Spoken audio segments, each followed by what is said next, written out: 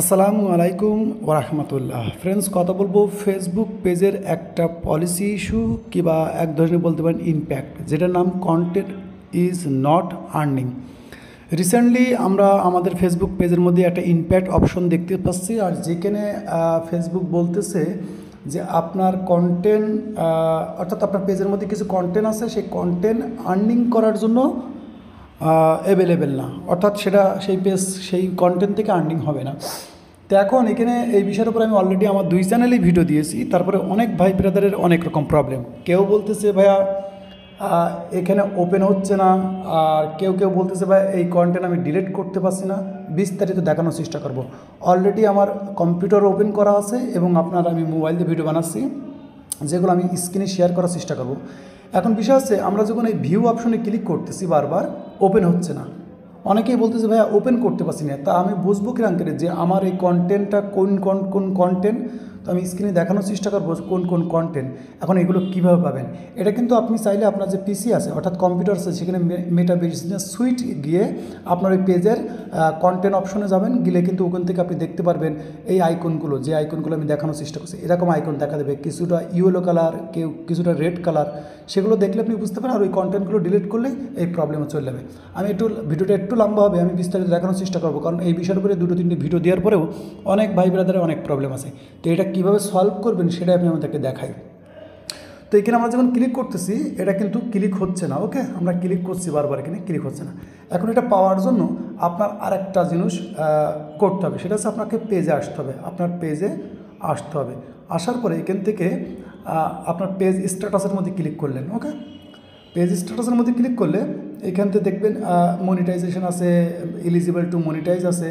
তো এখানে যদি আপনি দেখেন, আমি দেখাই আপনাদেরকে। মনিটাইজের মধ্যে ক্লিক করলাম। তো ক্লিক করলে মনিটাইজেশনের মধ্যে ক্লিক করলে দেখেন এখানে কিন্তু সেটা ওই যে কন্টেন্ট ইজ ভায়োলেশন, এটা এখানে আছে।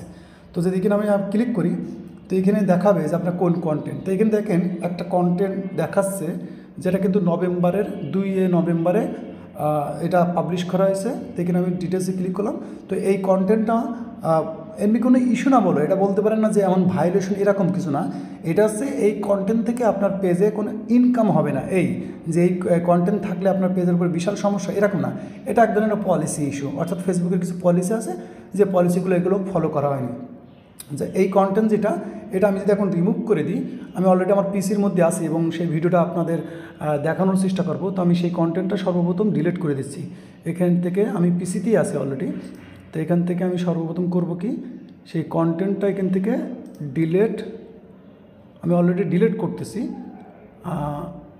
ওকে, ডিলিট করে দিয়েছি, মেবি হয়ে গেছে।